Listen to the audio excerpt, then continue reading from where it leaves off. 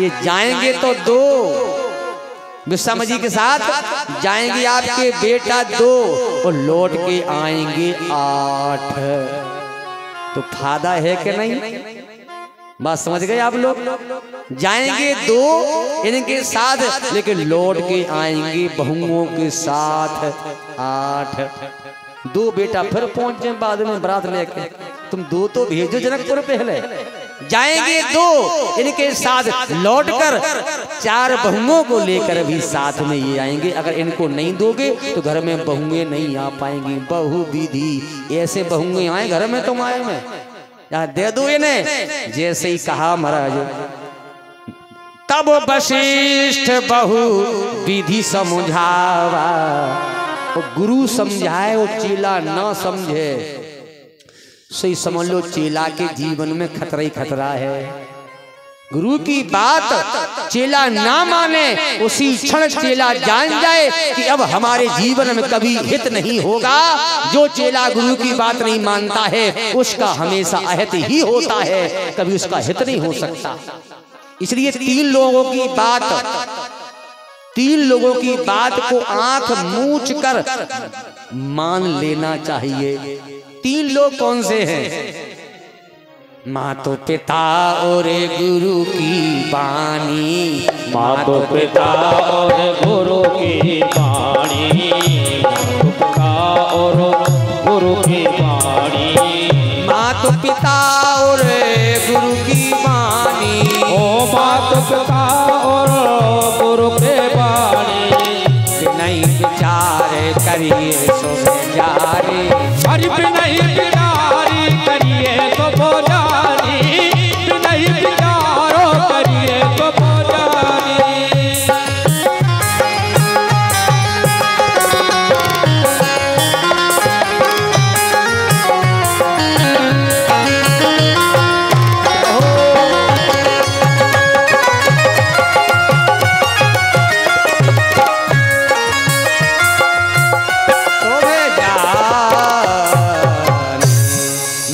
पिता गुरु की बात बिना विचार के मान लेना चाहिए। और एक बात हमने अपने पिताजी की मानी 2007 में।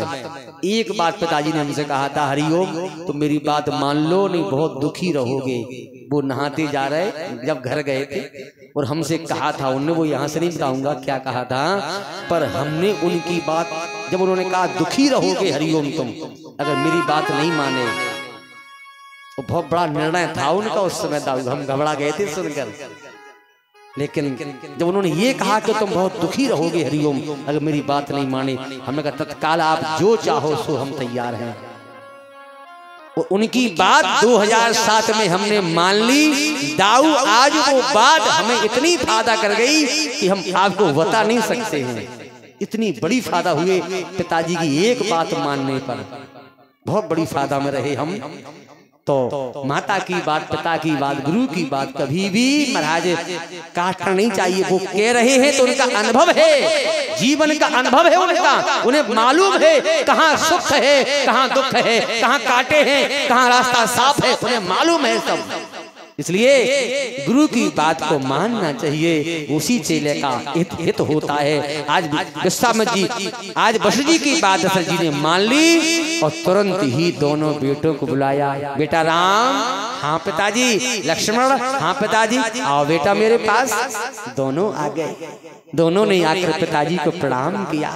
दशरथ जी ने उठाकर दोनों बेटों को गले से लगा लिया और लगाने के बाद बाबा तुलसी कहते हैं दोनों बेटों का हाथ पकड़ा। एक हाथ से राम जी का हाथ, एक हाथ से लक्ष्मण जी का हाथ पकड़ करके और जा करके विश्वामित्र जी के हाथों में दोनों बेटों का हाथ दे दिया महाराज। और जैसे ही हाथ दिया, राम का हाथ सौंपा, लक्ष्मण जी का हाथ सौंपा, आज दशरथ जी की आंखों से आंसू की धारा बह गई। आज आंखों से धारा बह गई और कहते हैं, हे महाराज विश्वामित्र जी, कि हम आपको अपने बेटा नहीं सौंप रहे हैं, ध्यान देना। हे गुरुदेव, ये दशरथ के बेटा नहीं है, फिर क्या है? दशरथ जी कहते हैं, मेरे प्राण, आज राम नहीं, ये लक्ष्मण नहीं है, ये दशरथ का प्राण तुम्हारे साथ जा रहा है महाराज। मेरे प्राण अरे नाथ सुत दो, और तुम मुनि पिता आन नहीं को। ये हमारे बेटा नहीं है महाराज, ये हमारे प्राण है। जैसे पिता अपने बेटों की सार संभाल करता है, जैसे एक इंसान अपने प्राणों की रक्षा करता है, ये विश्वामित्र जी ऐसे इन दोनों की रक्षा करना। ये बहुत छोटे हैं अभी। ये सुन करके विश्वामित्र जी गदगद हो गए। धन्य हो दशरथ जो तुम्हारा प्रेम भगवान के प्रति इतना है। और दोनों को लेकर के विश्वामित्र जी ने कहा, राम हाँ गुरुदेव, लक्ष्मण हाँ गुरु जी, चलो मेरे साथ चलो। राम जी ने ऐसे हाथ जोड़ दिए, लक्ष्मण जी ने हाथ जोड़ दिए। कहा गुरु जी आपकी आज्ञा हो गए तो अभी मैं नहीं चल सकता। क्यों? अब क्या दिक्कत है? तुम्हारे पिताजी ने सौंप दिया हमको, सौंपे भूप ऋषि सुत बहुविदेह आशीष। तो राम जी बोले गुरु जी पिताजी ने सौंप दिया, अभी अम्मा ने नहीं सौंपो, अब माता जी ने नहीं सौंपा है। और गुरु जी मैंने सुना है कि पिता से ज्यादा अधिकार माँ का होता है, इसलिए अबे अम्मा ने नहीं सौंपो आपको। मतलब बोले हमने अभी अपनी माता कौशल्या से आज्ञा नहीं ली है, मेरी माँ जब नहीं देखेगी हमें तो गुरुदेव मेरी माँ मर जाएगी रो रो कर। इस राम के बिना मेरी माँ नहीं रह पाएगी, मैं माँ से कहे बिना नहीं जाऊंगा। दशरथ आज विश्वामित्र जी सुनकर प्रसन्न हो गए। आहा, ये है मर्यादा, ये संस्कार। वो मैं आप लोगों से प्रार्थना करता हूँ, नौजवान बहनों से, नौजवान बेटा बेटियों से प्रार्थना करता हूँ कि जब भी घर से जाओ तो बिना माँ बाप की आज्ञा के जवान बेटा बेटी कहीं जाना नहीं चाहिए। ये मेरी रामायण कहती है महाराज। जो बेटा बेटी बिना माँ बाप से पूछे मुंह उठाकर जहाँ तहाँ मन हुआ वहाँ जाती है, उन बेटा बेटी के जीवन में कभी सुख शांति नहीं आ सकती है महाराज। उस कुल की मर्यादा, उस कुल का संस्कार समाप्त हो जाता है। जिस घर की बहनें बेटियां जवान बेटा अन्ना घूमते हैं, उस घर के संस्कार मिट जाते हैं, मर्यादा मिट जाती है महाराज। इसलिए बिना आज्ञा के कभी भी घर से नहीं जाना चाहिए। आज गुरु जी से कहा तो गुरु जी ने कहा जाओ राम लक्ष्मण अपनी मैया से आज्ञा लेकर आओ। भगवान श्री राम जी चले। इधर सुबह का समय है, भगवान श्री राम जी सुबह सुबह कलेवा करते थे, राम कलेवा माता कौशल्या कराती थी। भगवान के लिए दूध भात ठाकुर जी को माँ कौशल्या बढ़िया हाथ से बना रही है, दूध भात मिला रही है। मेरा राम भूखा होगा, अभी आता होगा, उसे ये दूध भात खिला देंगी, फिर भोजन करेगा। बालकों की होती आदत, सुबह से खाने की आदत होती बच्चों को। जैसे प्रभु राम जी पहुंचे, मेरी माता कौशल्या दूध भात मिला रही थी, उसी समय भगवान श्री राम जी गए और जाकर माँ कौशल्या की कमर में हाथ डाल के लिपट गए। कौशल्या जी कमर में लिपट गए मेरे प्रभु। जैसे प्रभु को देखा माँ कौशल्या ने, अरे राम आ गया तू? हाँ मैया, मैया मैया प्रणाम। अरे हो गया प्रणाम, चल जल्दी मुंह खोल, नहीं जल्दी से कलेवा कर ले, तू भूखा होगा। मेरे भाई बहन, माता में और पत्नी में बस इतना ही अंतर है। माता में और पत्नी में इतना ही अंतर है।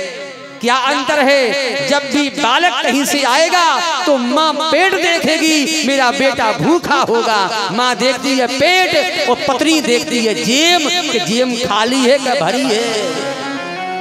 पत्नी जेब देखती है महाराज। काहे 2 महीना में आए कछू कमा लिया कि ऐसे ही मर जाए, कछू लिया है चले आए ऐसे ही, दिखाओ ने का ले आए।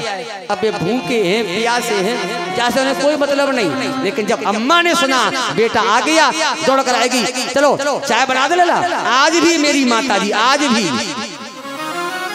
आज भी मेरी अम्मा कई बार कहती हमसे, तब हम ही चाय बनाकर माता जी को पिलाते हैं। हमारे पास रह रही इस समय उरई में, तो हम ही सुबह और 4 बजे पीती, तो हम ही बेच जाए 4 बजे हम बनाएंगे, हम तो पीते ही है, तो हम अम्मा से नहीं। लेकिन फिर भी वो इधर में पूछ ही लेंगे, क्या हरी हम चाय बना दे, चाय बना दे। हम भोजन कर रहे होंगे तो अगर हमने रोटी मांगी पंडितानी से तो अपन उठ के दौड़ के जाए तो बेकर तुम काय को उठे, हम तो तैयार है। पर माँ तो प्यारी माँ होती है, हमने रोटी मांगी आज भी अम्मा पहले उठ के जाए हम ले आ रहे। तो माँ देखती है पेट और देखती है पत्नी जेम, पत्नी जेम देखती है महाराज। तो माता ने कहा कौशल्या ने बेटा राम भूखा होगा, जल्दी मुंह खोल। भगवान ने मुंह खोल दिया, मैया ने दूध भात खिला दिया ठाकुर जी को। भगवान ने दूध भात खाया, भगवान खाते जा रहे और मैया कमर में लिपट कर बोले मैया मैया आपसे हम आज्ञा ले आए। कहाँ जाना, काय की आज्ञा? बोले महाराज गुरु जी विश्राम जी को पिताजी ने हमें दे दिया, सौंप दिया। जैसे इतना सुना पिताजी ने दे दिया गुरुजी को, विश्राम जी को। आज कौशल्या मैया के हाथ से कटोरा छूट गया, दूध भात गिर गया नीचे, शरीर कांपने लगा। मेरा राम हमसे दूर जा रहा है, ये सुनते ही कौशल्या जी कांप गई। मैया को समझाया भगवान ने, कहा माँ वो हमेशा को नहीं लेने आए, 2-4 दिन में उनका यज्ञ पूरा हो जाएगा। यज्ञ पूरा मतलब? बोले निशाचर यज्ञ उनका पूरा नहीं होने देते हैं, राक्षस आते हैं उनका यज्ञ ध्वंस कर देते हैं। विश्राम जी बड़े दुखी है माँ, हम जाएंगे दोनों भाई, उन राक्षसों को यज्ञ ध्वंस नहीं करने देंगे, यज्ञ पूरा हो जाएगा और लौटकर हम घर आ जाएंगे।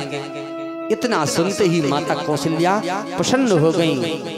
आहा, हमारा राम इतना बलवान, हमारा राम इतना वीर कि कहां बक्सर और कहां अयोध्या, हमारे राम की वीरता बक्सर तक फैल गई। तो जाओ बेटा, तुम क्षत्रिय का बेटा है और क्षत्रिय का धर्म है तीनों वर्णों की रक्षा करना, ये क्षत्रिय का धर्म है बेटा। 3 वर्णों की रक्षा करना क्षत्रिय का धर्म है, वो यज्ञ की रक्षा करना तो तुम्हारा परम धर्म है। जाओ बेटा, मेरा आशीर्वाद है। जैसे आशीर्वाद दिया भगवान श्री राम चरणों में गिर पड़े और चरणों में गिर करके भगवान कहते हैं तू कितनी अच्छी है। माँ हो तो ऐसी हो, बच्चों को संस्कारवान बनाए, लाड़ प्यार सब करते हैं, दुलार सब करते हैं, पर कब समय कैसा है वैसा निर्णय भी करना चाहिए। आज मैया ने बढ़िया निर्णय किया तो भगवान कहते हैं तू कितनी अच्छी है, तू कितनी भोली है, प्यारी प्यारी है। ओ माँ, ओ माँ,